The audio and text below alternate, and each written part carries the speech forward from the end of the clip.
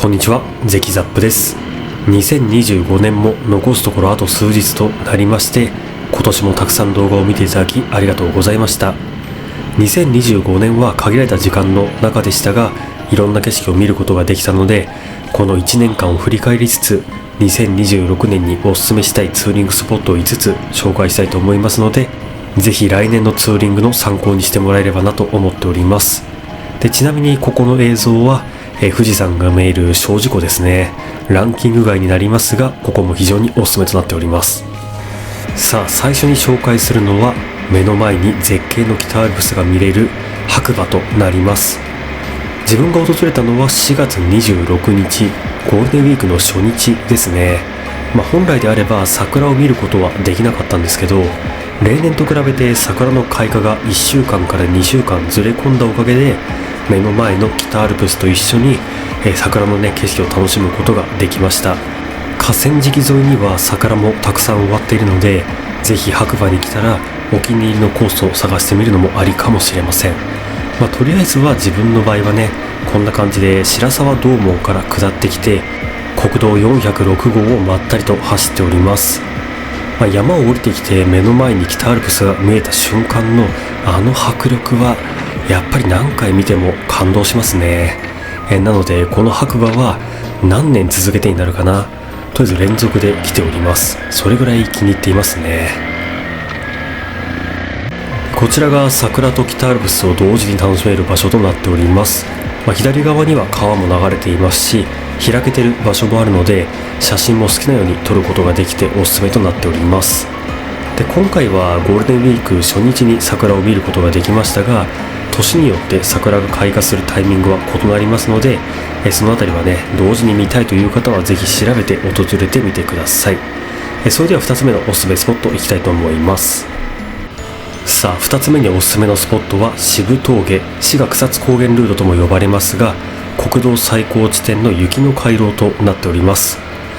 この時は群馬県側が雪崩の影響で行くことができなかったので、長野県側から回り込んで国道最高地点を目指している感じになります。そして雪崩の影響が終わったと思ったら、わずか数ヶ月火山活動が活発化してしまって、結局群馬県側からは登れなくなってしまったんですよね。おそらくその影響は2026年にもあると思うので、関東の方がこの渋峠を目指すっていうのはハードルが高くなってしまいましたが、中型あるいは大型バイクの方、もしくは車に乗ってる方ですかね、有料道路を使うことができますので、まだ絶景を気軽に見るチャンスはあるかと思います。自分みたいに原付2種の場合は、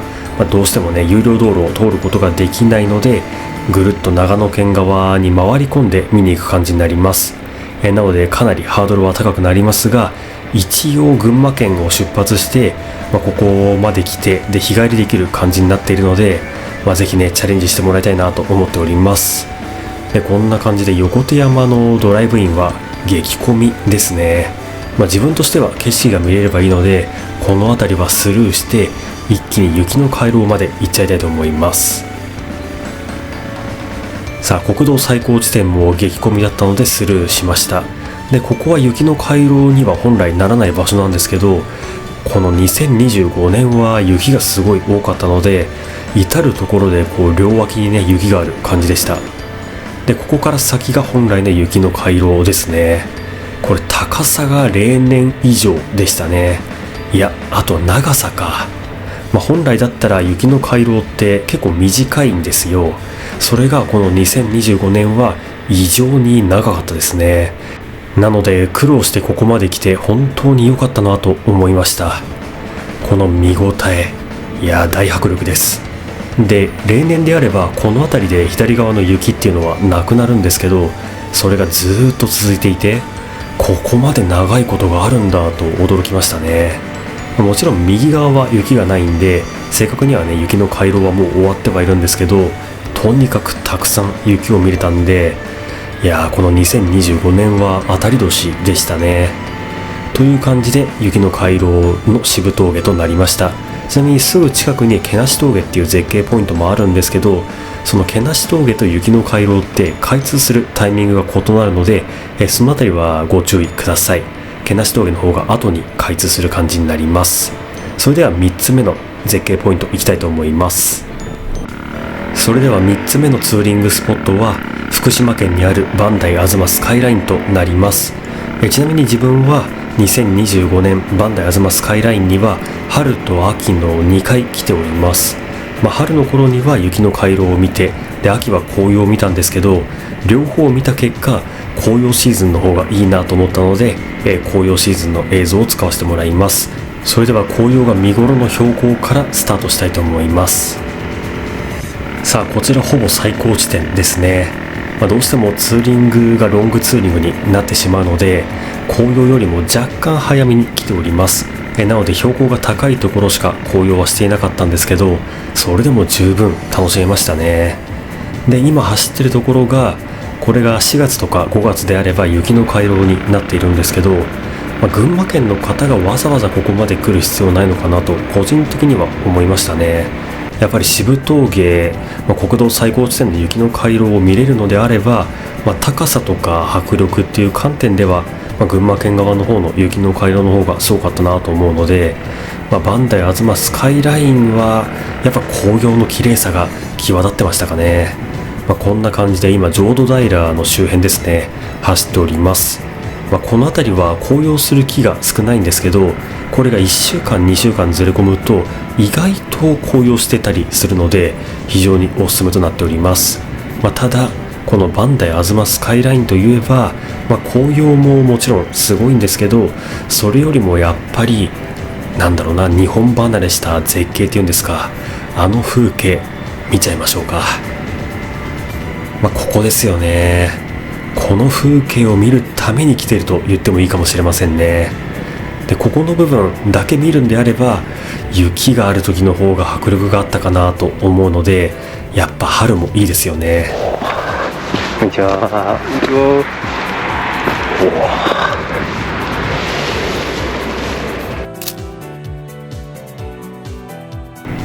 やっぱり大迫力ですね。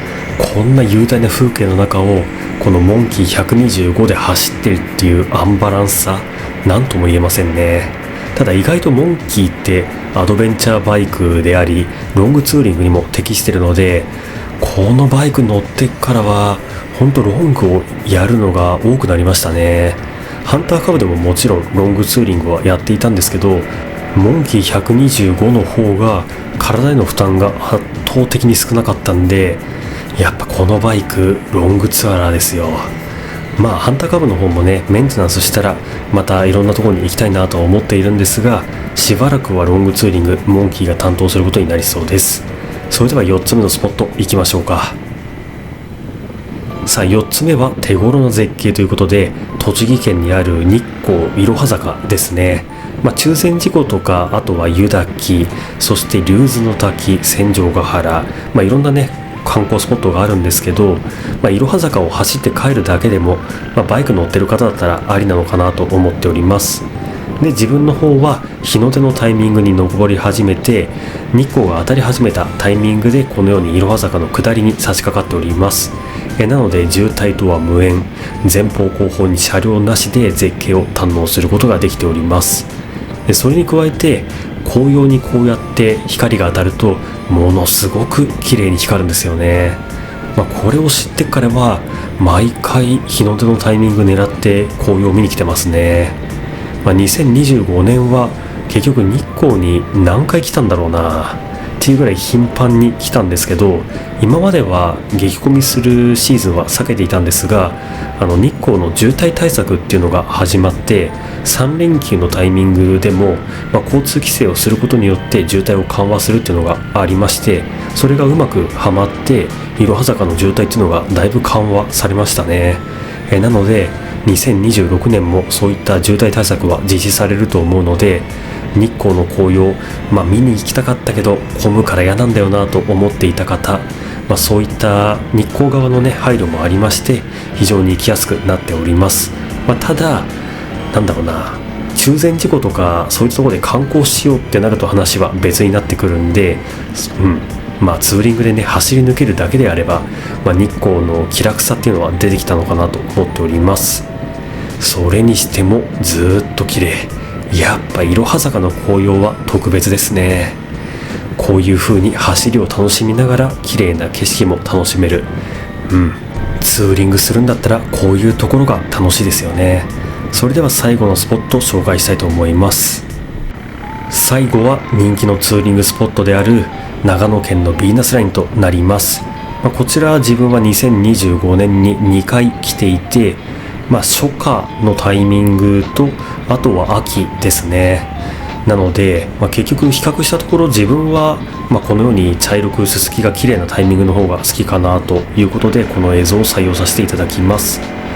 夏に来た方がヴィーナスラインって楽しいんですよね。ソフトクリームもうまいし、あとは風が気持ちいいっていうのがあるんですが、結構混みやすいっていうところもあって、自分は比較的秋の方が多く来る感じですかね。寒いしソフトクリーム食うにも大変だし、で日が沈むのも早いし、あんまりいいところないように見えるんですが、ゴールデンウィークとかと比べると秋のヴィーナスラインはそこまで混むことなく気持ちよくツーリングできるところがメリットなのかなと思っております。こんな感じで2025年にツーリングしてきた中から5つおすすめのスポットを紹介していったわけですけど、現在映しているヴィーナスラインや、あとは福島県の磐梯吾妻スカイライン、群馬県と長野県の志賀草津高原ルート、どちらも春と秋の2回走っていたりするので、結局絶景スポットって1年間に何回も行きたくなっちゃうんですよね。なのでぜひね、この動画を見られた方もちょっと距離があるっていうところでも、頑張って行ってみるとその景色がより感動的に捉えることができるので、ぜひチャレンジしてみてください。自分の方は2026年行きたい場所はもう決まっていて、モンキー125で山梨県ツーリングやれていないので、大滝トンネルが開通したら早速ね行きたいなと思っております。それではまた来年もよろしくお願いします。バイバイ。